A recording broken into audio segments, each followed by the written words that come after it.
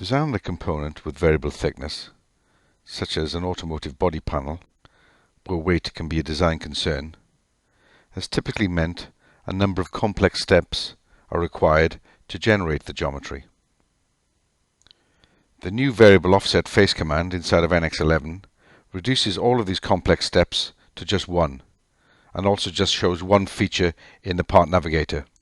So let's take a look at an example of where variable offset face can assist in the design process when creating geometry with variable thickness.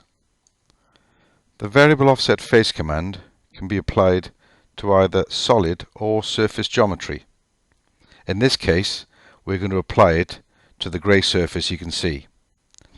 The other surfaces will be used to define the regions for the individual variable thicknesses. So after activating the command, the first thing we do is to select the face that we want to offset. Now we select three of the other surfaces to define the boundaries for our variable offsets, and then start to input the actual values. Notice there are a number of arrows we can choose, even ones that are either side of the rectangular cutout. You'll also see that we can modify the transition between the different thicknesses. Initially it was set to offset, but we do have the capability to add a bridge in there, which means that there is tangency continuity between the different thicknesses. And we even have control over the bridge continuity. You can set it to connected, which means it just gets a sharp transition at each of the surface extents, or we can change it back to tangency. Initially you saw me enter the values for the variable thicknesses, but we can use the arrows and drag them to position to get our variable thickness. So let's hide the geometry that we used to define the variable thickness regions so that we get a better look at our variable offset surface. Notice that it is made up of a number of offsets and also a bridge. So what about if we want to add a new region into our variable offset face?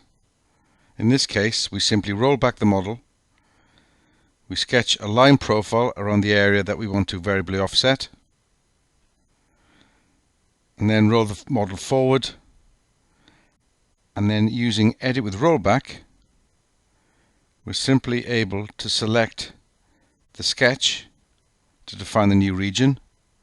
Notice that it doesn't have to go the full width of the geometry for it to take effect, but you'll also notice how it's actually varied the offset across the whole. I think you'll agree that trying to model this using traditional modeling techniques would have taken many more features to produce the same shape, and also a lot longer in time. Here, within the matter of a few minutes, we've been able to produce a complex variable offset shape that only has one feature in the part navigator. So that was variable offset face, new in NX11, a particularly powerful new function for those that want to create geometry or components with variable thickness with minimal input.